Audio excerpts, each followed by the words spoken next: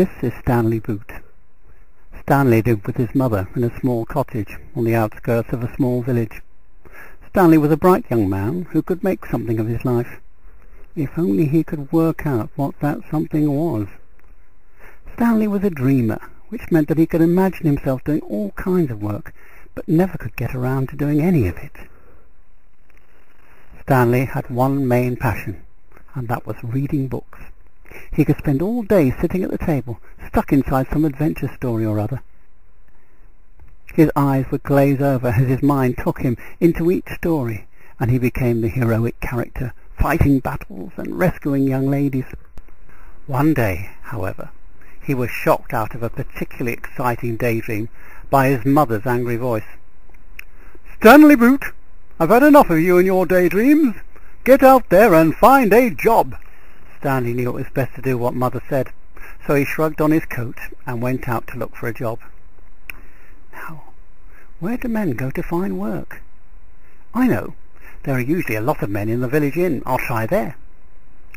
Looking at this new task as something of an adventure, Stanley entered the first alehouse with a feeling of excitement. This inn was called the Salter's Rest, and filled with men who were just finishing or about to start their shift in the local salt mine.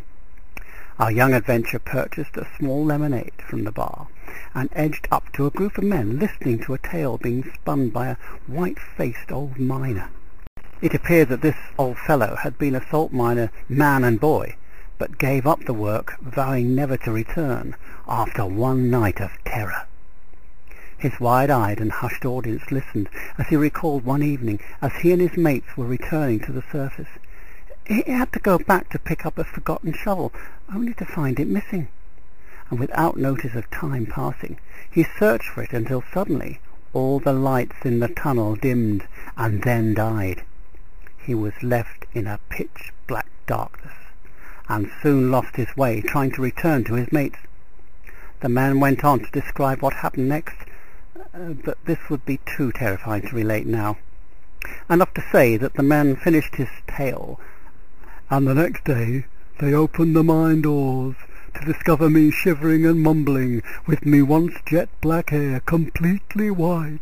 Stanley hurried out of the inn, quite sure that he didn't want to be a salt miner. At the other end of the village was another public house, called the Boatman's Knot. This place was frequented by Canal folks. Now, a life of open-air adventure as captain of your own boat. That sounded good. Another group of men were sharing tales, each one more bloodthirsty than the last. Tales of giant water rats and falling overboard into underwater kingdoms were just two. Poor Stanley was about to make yet another swift withdrawal when he caught sight of two dark-eyed lads sitting in a cosy nook by the fire. The two smiled at Stanley and waved him over to join them. They laughed when he told them of his search for a job and the experiences he'd had. "You don't need to work like that to earn great riches," remarked the hairy of the two. They proceeded to tell young Stanley how they earned a living by arm wrestling. It appears that you could offer a free pint to anyone who could beat you in an arm wrestling match. They offered to give Stanley a tryout to see if he was strong enough to be a champion. Each time he won, he'd gain a free drink. Stanley was a bit surprised that none of these young lads could beat him. After having his mug refilled for the 5th time, Stanley felt a little dizzy. His two friends offered to help him outside for some fresh air. Stanley could not remember much after that. The two rascals did help him outside, but they helped themselves to his coat, his hat, his shoes, and his purse. He woke up later with a cracked head and a cracking headache. Stanley's mother was not too sympathetic, and told him off for allowing himself to be tricked by a pair of highway robbers. Now that was a thought. I'll be a highwayman. Stanley's first efforts were not too successful. Unable to find a pistol, he'd armed himself with what could have looked like a pistol on a dark night. Unfortunately for him, the first person he held up laughed out loud and then grabbed his weapon and ate it. Stanley made sure that the next time he would have the real thing. Even with a pistol he did no better. The first coach he stopped was carrying an elderly couple. Excuse me, could you give me some money?" he asked very politely. The lady and gentleman were very cross and told him that Stanley Boot would be in real trouble with his mother if she knew he had been begging at the roadside. How did they know who he was? Stanley decided that he needed to find out more about being a highwayman. He went to the village library and found a good book with pictures. It showed him how a real highwayman behaved, what he said, how he dressed, and what adventures he had. That night, a heavily armed masked figure stood in the shadows beside the sand-backed road, waiting for some victims. It wasn't long before two came by. "Stand and deliver!" To Stanley's amazement, these two were the very same two ruffians who had robbed him that day outside the inn. Now they grovelled before him, begging not to be shot.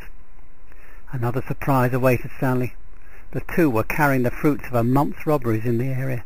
When Stanley the highwayman sent them on their way, minus their wealth, a coat, a hat, and a pair of shoes, he had enough to retire from his job. Later, Stanley had a really good idea. He had enjoyed reading about the highwaymen, and that library was very warm. "I think I'll become a librarian."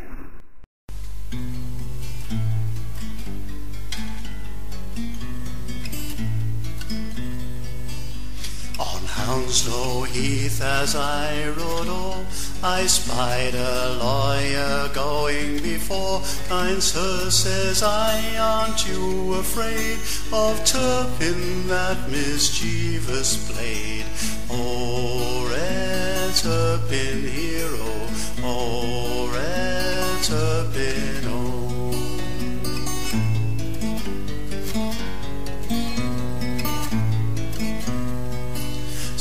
Turpin here ne'er find me out, I've hid me money in me boot. The lawyer says there's none can find the gold taped in my cloak behind. Oh, red Turpin hero, oh, red Turpin, oh.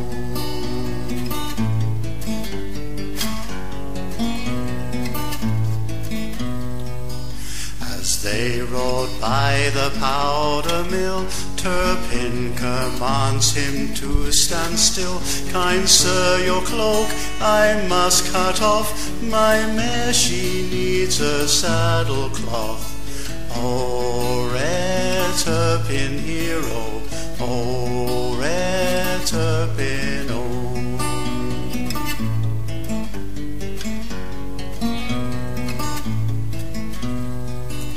This caused the lawyer much to fret, to think he'd been so fairly met, and Turpin robbed him of his store, because he knew he'd lie for more.